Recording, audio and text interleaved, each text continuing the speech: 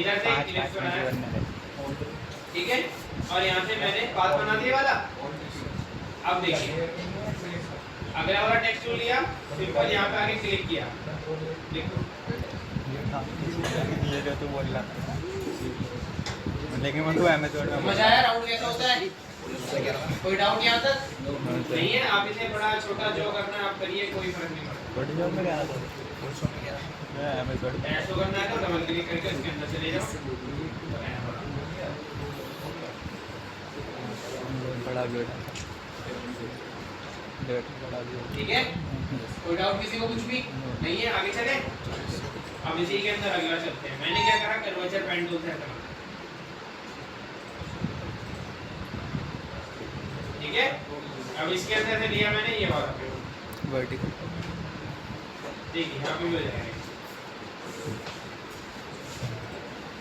समझ आया? कोई डाउट? ऐसे करके आप सारे टेक्स्ट यूज कर लेना।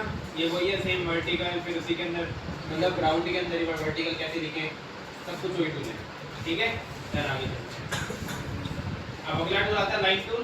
लाइन टूल आपने अच्छे से यूज ही किया है, कहीं पर लाइन खींचनी है कुछ भी तो आपकी मर्जी है, ठीक है। देन आगे चलते हैं। मैं मेन टूल बना रहा हूँ, जो आपने यूज किया उसके बारे में ज़्यादा नहीं बता, ठीक है। आपने इसके अंदर आर्क टूल यूज किया हुआ है, किसी भी उसमें आर्क बनाना हो तो यहाँ पे यूज करोगे। देन आगे चलते हैं। उसी के अंदर आता है स्पेलियर, ये क्या करता है, अमाउंट ज़्यादा करने क्लिक करो, यहाँ पे डाल दो, जितने डालोगे उतने ज़्यादा बढ़ जाएंगे, ठीक है। राउंड उतने उतने बढ़ाएगा, समझ आया? देन आगे चलते हैं। इसमें इसका कोई ज़्यादा यूज नहीं होता, बैकग्राउंड में यूज होता है। रेक्टेंगल ग्रिड टूल आपने आइसोमेट्रिक बिल्डिंग पे किया था ना सभी ने? आइसोमेट्रिक बिल्डिंग में आए थे, रेक्टेंगल ग्रिड टूल यूज किया था। देन आगे चलते हैं। पोलर ग्रिड क्या करता है, ये किसी चीज़ को काम करता है, एक एंगल पे काम करता है। सिंपल एक ग्रिड दे देता है, इसके अंदर अलग चीज बनाई जाती है, ठीक है। ये सब ओनली ग्रिड के लिए होता है। लाइन टूल भी ग्रिड देती है, पैनल भी ग्रिड देती है, रेक्टेंगल टूल भी ग्रिड देती है और ये भी ग्रिड देती है, ठीक है। देन आगे चलते हैं। अब आता है आपने सारी शेप यूज की हुई है इसके अंदर। आपने देखो रेक्टेंगल यूज किया, राउंड राउंड सब कुछ यूज किया, बट ये नहीं किया। Yes sir. ये क्या चीज है सर? लेंथ स्फीयर का मतलब बता सकता है कोई? सबने यूज किया, सब ने क्लिक करो या अदर बैठे हैं फिर इधर, अदर बैठे हैं इधर, अदर बैठे हैं इधर। दिख रहा है आपको? ले ले बहुत अच्छा बनाना है, देखिए ले ले तू भी दिख रहा है आपको सर? अब ये सर अच्छा नहीं दिख रहा सर, कुछ जादू जादू। देखिए थोड़ा मैंने छोटा किया इसको, अभी बहुत बेकार दिख रहा है ना। देखो इसके पीछे चीज लगा दो, एक मैंने बॉक्स लिया तो कलर दे दिया, right click, height send to back, देख रहे हो उसने अपने आप ही कलर चेंज कर दिया। जरूरी नहीं है ये हो,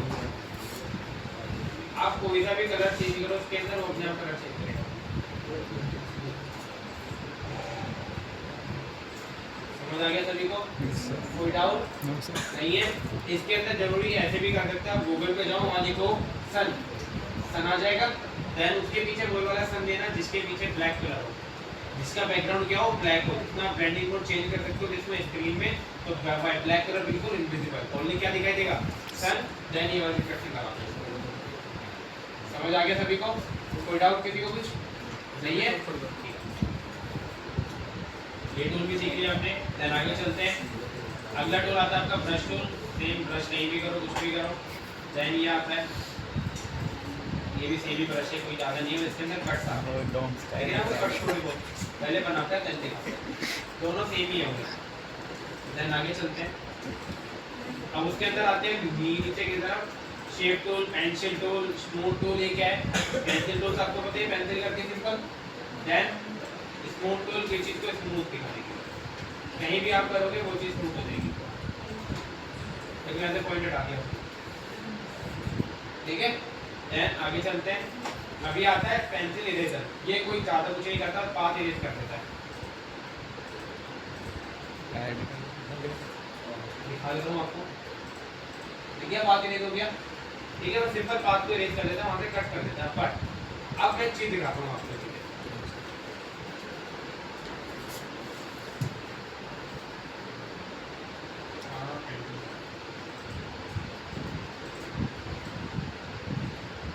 अब हमने ये बनाया, ठीक है।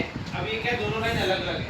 अब कोई कहे कि मुझे इनको जोड़ना है, आपस में जोड़ना है, सही बात है ना। बहुत बार आपको ये चीज इसमें सेलेक्ट टूल लो, दोनों को सिलेक्ट किया जाते, दोनों पॉइंट को, देन इसी के अंदर आता है जॉइंट, राइट क्लिक करो, यहाँ पे आता है अरेंज, और दोनों आपस में जोड़ो।